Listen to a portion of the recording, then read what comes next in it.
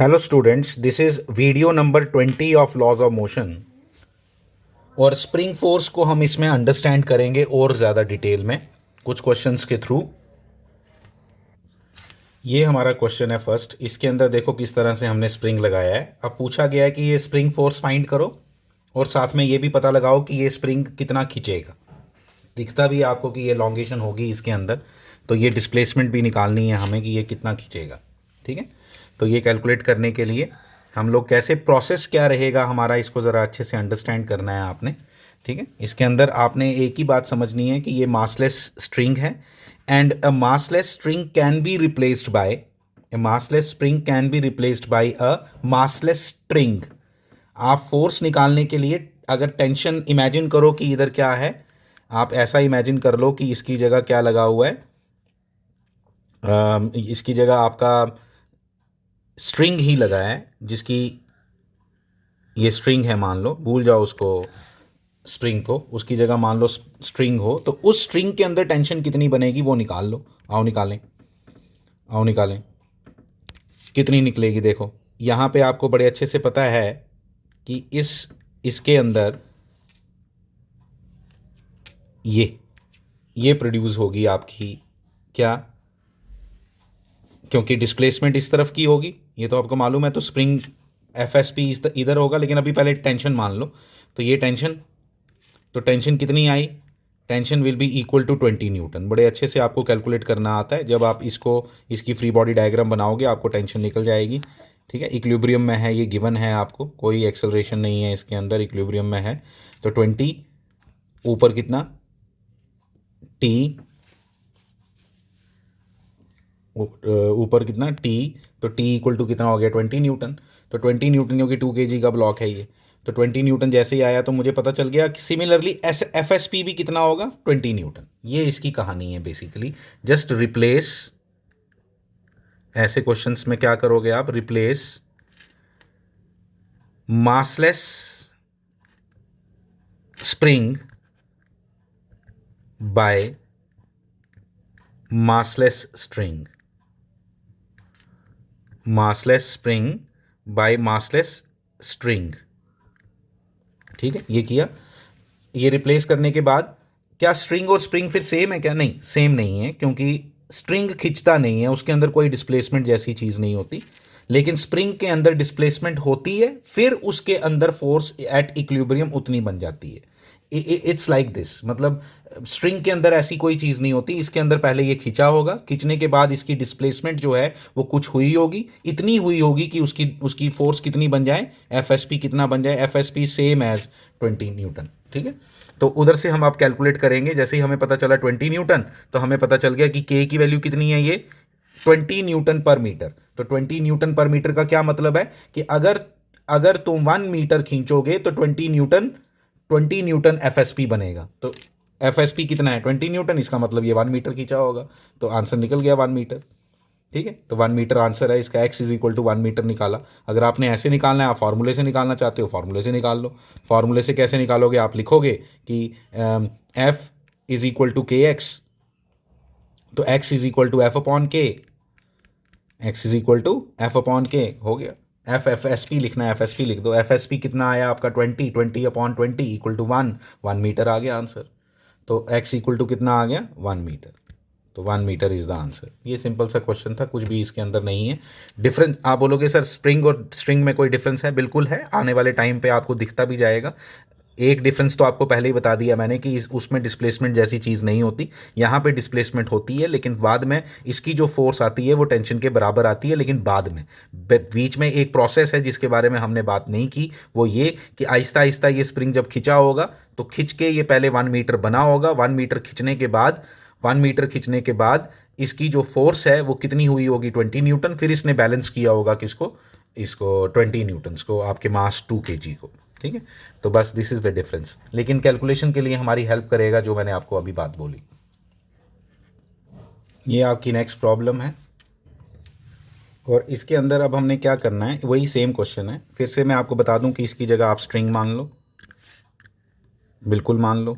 अब बताओ स्ट्रिंग की क्या कहानी बनेगी, जल्दी बताओ। ये देखो ऐसे, ऐसे, ऐसे ऐसे, एक ही मासलेस स्ट्रिंग है, सेम टेंशन होगी हर जगह सेम टेंशन, ऐसे ऐसे, ठीक है। तो यहाँ से ये टी कितना आ जाएगा, 20 Newton, this is also 20 Newton, 20 Newton, F S P कितना आ गया, 20 न्यूटन, हर जगह 20 न्यूटन, इधर बीच में भी निकालोगे वो भी 20 न्यूटन, मासलेस होने की वजह से। तो 20 न्यूटन हमारा आंसर आ गया एफ एस पी का। तो F S P we got is equal to 20 newton. इसमें थोड़ी सी कन्फ्यूजन होती है कई लोगों को कि 20 न्यूटन दो जगह देख के वो ऐसा बोलते हैं। तो मैं आपको एक चीज़ क्लियर कर देता हूँ। अभी पिछले वीडियो में हमने एक चीज़ की थी कि इस स्प्रिंग को एक बंदा यहाँ से x1 से खींच रहा है, यहाँ से x2 से खींच रहा है, ठीक है। तो फिर मैंने आपको बताया था, लेकिन दोनों को फोर्स बराबर लगानी पड़ेगी। तो यहाँ पे भी मान लो कि एक यहाँ से फोर्स लगा के इसको खींच रहा है कितना, 20 न्यूटन से, और यहाँ से खींच रहा है 20 न्यूटन से।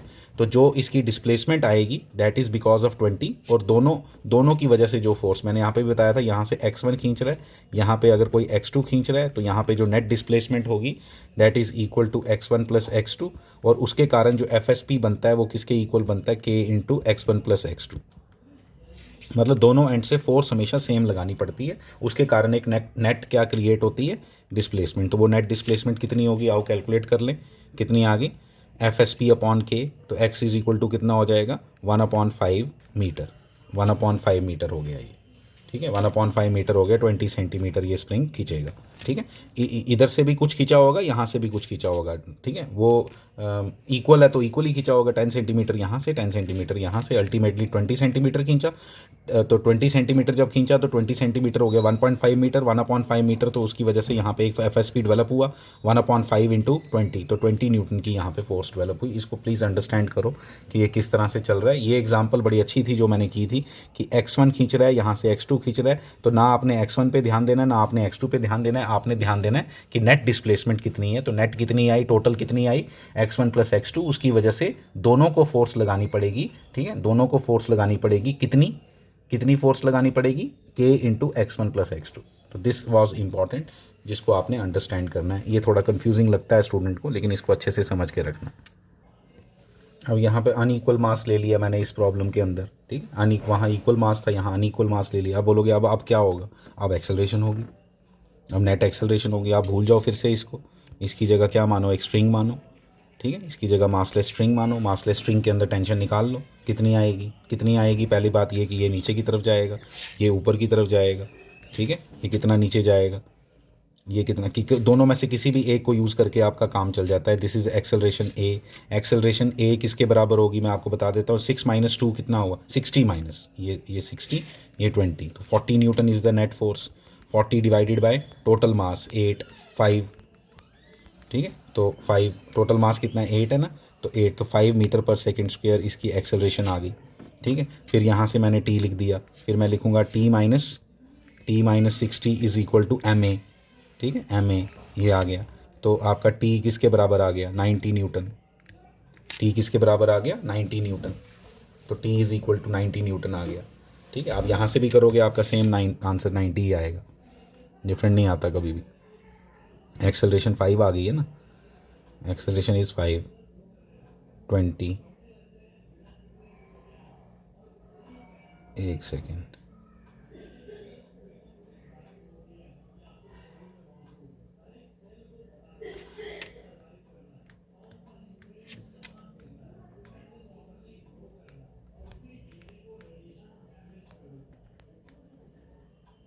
ये हम ठीक कर रहे हैं, कैलकुलेशन देखना। टी 60 माइनस टी आना था, गड़बड़ कर दी ना हमने यहाँ, मैं वही कहूँ कुछ गड़बड़ हो रही है। 60 माइनस टी आना था, सॉरी, क्योंकि ये 60 न्यूटन है। एक्सेलरेशन किसकी किसकी डायरेक्शन में है, 60 न्यूटन की, तो 60 minus T equal to M A. ये अब ठीक है, एम ए 30 हो गया, सीधा 30 लिख देता हूँ इसकी जगह, ठीक है, 30। तो टी इक्वल टू आ गया 30, टी इक्वल टू 30 न्यूटन। अब ठीक है, अब कोई प्रॉब्लम नहीं। तो टी इक्वल टू 30 न्यूटन आ गया। तो टी इक्वल टू 30 न्यूटन जैसे ही आ गया, तो टी 30 न्यूटन, तो आपको ये भी पता चल गया कि ये भी एफ एस पी भी 30, ठीक है, एफ एस पी भी 30 आ गया। दोनों साइड से सेम आया, दोनों साइड से सेम आएगा, कभी डिफरेंट हो ही नहीं सकता, दोनों साइड से सेम आएगा। आप कर लो, ये भी, ये देखो यहाँ पे भी निकाल लो टी, ये भी टी है तो ये 20 है, ठीक है, तो मैंने क्या लिखूँगा, मैं यहाँ पे लिखूँगा t-20 is equal to 2a। तो t इक्वल टू कितना आ गया 30। ये कैलकुलेशन किससे की, इससे। ये कैलकुलेशन किससे की, इससे। ठीक है, दोनों से आंसर कितना आया 30 न्यूटन। तो इसका मतलब यहाँ पे भी फोर्स 30 न्यूटन, एफ कितना आया 30 न्यूटन। ठीक है, और यहाँ पे भी एफ कितना डेवलप हुआ 30 न्यूटन। आपको बात समझ आ गई। तो एफ कितना आया 30 न्यूटन। एफ 30 नहीं बोलना है, 30 न्यूटन इज़ एफ। तो 30/100, 30/100 आपकी क्या हो गई कि ये इतना एलोंगेट होगा, ये स्प्रिंग इतना एलोंगेट होगा। This is the additional thing you are learning कि इतना एलोंगेट होने के बाद उसने 30 न्यूटन फोर्स बनाई, वो उसको बनानी पड़ेगी। ठीक है, तो ये इसका कहानी है। कितना 30/100, 30 सेंटीमीटर। तो 30 सेंटीमीटर खींचना पड़ेगा इसको। ठीक है, तो ये इसकी कहानी है जिसको आपने याद रखना है। ये कॉन्सेप्ट हम अंडरस्टैंड कर रहे हैं, इसको बहुत बेहतरीन तरीके से अपने दिमाग में बिठा के रखो। स्प्रिंग को लेके कई लोगों को थोड़ा सा रहता है टेंशन कि स्प्रिंग को कैसे हैंडल करना है। तो हम आराम से 4-5 वीडियो स्प्रिंग पे लेने वाला हूँ मैं। ये सेकंड वीडियो है, 2-3 हो सकता है और बने। तो 2-3 वीडियोस और पढ़ोगे तो एकदम आपको स्प्रिंग कॉन्सेप्ट क्लियर हो जाएगा। ऐसे नहीं तो नॉर्मली स्प्रिंग जैसे ही आता है तो लगता है भैया भाई मेरे को स्ट्रिंग तो हैंडल करना आता था, ये स्प्रिंग कहाँ से आ गया। तो स्प्रिंग में कुछ नहीं इतना मुश्किल है, आहिस्ता आहिस्ता करके हम एक एक चीज़ को सीख जाएंगे। अब देखो ये इसको अच्छे से समझना, बिल्कुल बेसिक बात आपको बता रहा हूँ एक स्प्रिंग बैलेंस की। Spring balance is use to measure the mass और वेट। ठीक है, या तो ये मास मेजर करने के काम आता है या तो वेट मेजर करने के काम आता है। आपने ध्यान से समझना है प्लीज़। करते क्या है, मास और वेट को कैसे मेजर कर, एक्चुअली ये वेट को ही मेजर करता है। एक्चुअली जब आपने बोलना है तो ये न्यूटन्स को मेजर करता है कि कितनी कितनी ग्रेविटेशनल फोर्स से इसको खींचा जा रहा है। तो मतलब इस स्प्रिंग बैलेंस की रीडिंग कितनी आनी चाहिए, 220 न्यूटन आनी चाहिए या 2 kg आनी चाहिए। 2 kg वेट लिखते हैं फिर उसको, क्योंकि एक्चुअली फोर्स ही मेजर करता है ना, तो इसलिए 2 kg वेट लिखा जाता है उसको। मतलब वही रिलेशन वही है, mg, इसको g से मल्टीप्लाई करो तो आपको न्यूटन मिल जाएंगे। ये तो हमें बात समझ आ गई। अब इसमें जो समझने वाली बात वो ये है कि कई बार वो आपको पूछेगा kg की आंसर में, कई बार पूछेगा इस तरह। तो मुझे बताना है कि स्प्रिंग बैलेंस बेसिकली रीडिंग क्या देगा। रीडिंग क्या देगा, ये रीडिंग देता कैसे है कि जैसे ही मैं इस पर ये लगाता हूँ ना, तो हमें मालूम है कि यहाँ पे एक क्या डेवलप हो जाना है, एफ कितना, एफ कितना डेवलप हो जाएगा, एफ डेवलप हो जाएगा इसका 20 न्यूटन। जैसे ही एफ 20 न्यूटन यहाँ डेवलप हुआ तो 20 न्यूटन एफ डेवलप होने के कारण, ठीक है, कैसे डेवलप हुआ, पहली बात ये स्प्रिंग खींचा यानी एक्स आया तो एफ आया। ठीक है, restoring force I, restoring force is 20 Newton. तो ये खिंच जाएगा और खिंचने के कारण इसकी रीडिंग यहाँ पहुँच जाती है, जिसको हम यहाँ नोट कर लेते हैं। और रीडिंग कैसे होती है, या तो न्यूटन्स में लिखी होगी या तो केजीज में लिखी होगी, या तो न्यूटन्स में लिखी होगी या तो केजीज में लिखी होगी। हम ज़रा उसको भी अंडरस्टैंड करते हैं। मान लो ये स्प्रिंग बैलेंस है, इस स्प्रिंग बैलेंस में इस तरफ लिखी गई होंगी किसकी रीडिंग्स, इस तरफ लिखी गई होंगी न्यूटन्स की रीडिंग। ठीक है, कई बार हम मास मेजर करने में ज़्यादा इंटरेस्टेड रहते हैं, न्यूटन्स में हम लोग जनरली अपनी डे टू डे लैंग्वेज में बात नहीं करते। तो बिल्कुल इसके पैरेलल ये लाइन, इसके पैरेलल ये लाइन, इसके बिल्कुल पैरेलल ये लाइन। हाँ, मेरी बात नहीं समझे, जैसे ये वैसे ये, बिल्कुल ये इधर से बराबर बराबर, जितना ये वैसा ही है। ठीक है, अब यहाँ पे एक रीडिंग आई, यहाँ रुक गया वो, तो रुक गया तो यहाँ पे हमें पता चल गई भाई इतनी ये स्प्रिंग है इसके अंदर, जो स्प्रिंग के कारण यहाँ पे मुझे स्केल ने शो कर दिया कि स्प्रिंग इतना खिंचा, यानी कि इतना खिंचने का मतलब है जो इसके अंदर स्प्रिंग यूज़ किया गया है उससे हमें पता चला कि जो इसके साथ वेट हमने अटैच किया इसकी कुंडी के साथ यहाँ, ठीक है, ये वेट अटैच किया वो यहाँ पे मुझे शो कर रहा है 50 न्यूटन। क्या शो कर रहा है, 50 न्यूटन। अगर न्यूटन में जो देखना चाहता है उसको दिखेगा 50 न्यूटन। और ये वाली रीडिंग कैसे आ रही है, ये रीडिंग आ रही है केजीज में। ठीक है, या तो ये दोनों में से एक ही रीडिंग होगी, या दोनों होंगी, या न्यूटन वाली होगी। तो ठीक है, यहाँ पे क्या आ गया 5 kg, तो यहाँ पे 5 kg लिखा होगा 10 से डिवाइड करके। और यहाँ पे ये भी देख रहे हो आपकी 5 kg का हमने यहाँ पे ब्लॉक इसके साथ नीचे लगाया है। तो रीडिंग, ये रीडिंग समझना प्लीज़, बड़े लोग इस बात पे कंफ्यूज होते हैं, मैं आपको बता रहा हूँ। एक बहुत बड़ा डिबेट का पॉइंट बन जाता है ये कि स्प्रिंग बैलेंस क्या है, उसमें कौन सी बड़ी बात है जब हमें मालूम है कि जी की एक परफेक्ट वैल्यू है, एक नॉन वैल्यू है जो चेंज होनी ही नहीं। हाँ, कोई यही वाला स्केल लेके मून पे चला गया मान लो, अब फंस गया वो, अब ये रीडिंग्स गलत हो गई, ये अभी भी गलत नहीं आएंगी उसकी, ये करेक्ट आएंगी, ये गलत आएंगी, क्योंकि न्यूटन तो चेंज हो जाएगा, वो तो न्यूटन चेंज होगा। बट यहाँ पे जैसे मैं आपको बताता हूँ ये कैसे लिखा गया, ये वाला ये जो पार्ट लिखा गया ये सीधा 10 से डिवाइड कर दिया मून पे, लेकिन 10 से डिवाइड करना गलत हो जाएगा। वहाँ पे तो डिवाइडेड बाय 6 है जी की वैल्यू, वहाँ की जी की वैल्यू जी मून, तो इसलिए ये वाली वैल्यूज़ वहाँ गलत आती हैं।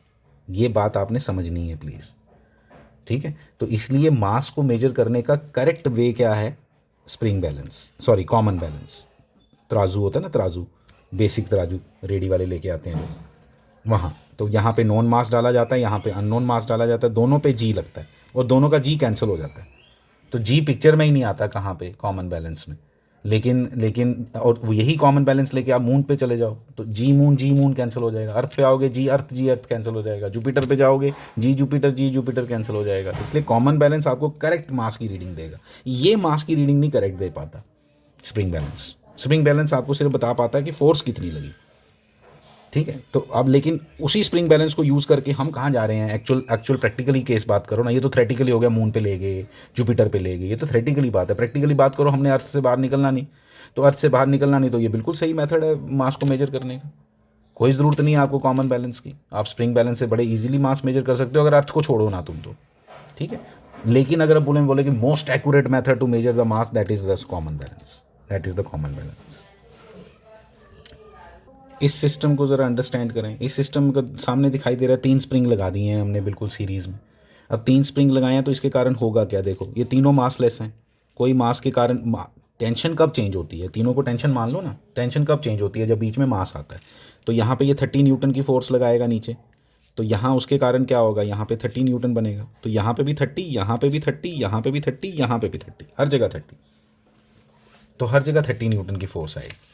जब 30 न्यूटन की हर जगह फोर्स आएगी, इसमें समझने वाली बात ये है, जब हर जगह 30 न्यूटन की फोर्स आएगी तो और क्या सीखें हम इसमें, तो हर एक में एफ एस पी किसके बराबर है, तो इसलिए लिखूंगा मैं F S P 1 is equal to 30, F S P 2 equal to 30, F S P 3 equal to 30, ठीक है। तीनों 30 आ गए, लेकिन x1 x2 x3 बराबर नहीं है, बिल्कुल बराबर नहीं है। वो कैसे बराबर होगा, तीनों का k डिफरेंट है। लेकिन k1 into x1, k2 into x2 और k3 इंटू x3 ये बराबर आएगा, वो हमेशा 30 आएगा। लेकिन k1 k2 k3 बराबर नहीं होने के कारण ये तीनों डिफरेंट आएंगे। ये भी अंडरस्टैंड करके अपने पास ध्यान में रखो, कॉन्सेप्ट है ये भी। This is the next question, ठीक है। पुली प्रॉब्लम्स के साथ आप स्प्रिंग को अटैच कर दिया, ठीक है। ऐसी वेरिएशंस क्रिएट करते हैं बनाने वाले क्वेश्चंस को, ठीक है। इसमें अब आपका एक स्प्रिंग है, कुछ नहीं करना है, टेंशन वही मैंने आपको बोला मासलेस स्प्रिंग है, टेंशन लेनी नहीं हमने। देखो मैं आपको बताता हूँ टेंशन्स कैसे कैसे इधर रिवील होंगी। देखो टेंशन्स, ये प्रॉपर डायरेक्शंस, प्रॉपर यहाँ पे भी टेंशन ही मानो, इसको स्ट्रिंग मानो, पहले आपको बता दिया मैंने अब कैसे ट्रीट करना है इसको, ठीक है। इसको टेंशन मानो, आपका एफ एस पी निकल जाएगा उधर से, आपका एफ एस पी उधर से बड़े मज़े से निकल जाएगा, कोई टेंशन लेने की ज़रूरत नहीं है, ठीक है। ऐसे बना लिया आपने। अब आपने क्या निकालना है, आपने एफ एस पी निकालना है। एफ एस पी निकालने के लिए हम क्या करेंगे, बड़े ईजीली चलेंगे। पहले एक्सेलरेशन निकाल लेते हैं फटाफट, मैं आपको बताता हूँ एक्सेलरेशन कैसे आएगी इसके अंदर, ठीक है। एक्सेलरेशन देखो, ए इक्वल टू, बड़े अच्छे से आपको आना चाहिए, 40 न्यूटन। अगर आपको अभी भी 40 न्यूटन नहीं पता चला तो गड़बड़ है। 60 minus 20 upon 8 equal to 5 metre पर सेकेंड स्क्वायर, ठीक है। ये हमने एक्सेलरेशन निकाल ली। एक्सेलरेशन कहाँ काम हो गया, फिर कोई एक ब्लॉक उठा लो, उठा लिया जी हमने। कौन सा उठाएं, 2 kg उठा लो इस बार। 2 kg उठाया, मुझे पता है 2 kg की क्या कहानी होती है। यहाँ पे 20 न्यूटन, ऊपर इसके टेंशन, ऊपर इसके टेंशन, और जा कहाँ रहा होगा, ये ऊपर की तरफ है ही है। 6 kg भारी है इसलिए ये खींच के ले जाएगा 6 kg इसको ऊपर, ठीक है। तो यहाँ से आ गया, मैं क्या लिखूँगा फिर, T minus 20 equal to 2a, तो t इक्वल टू 30, तो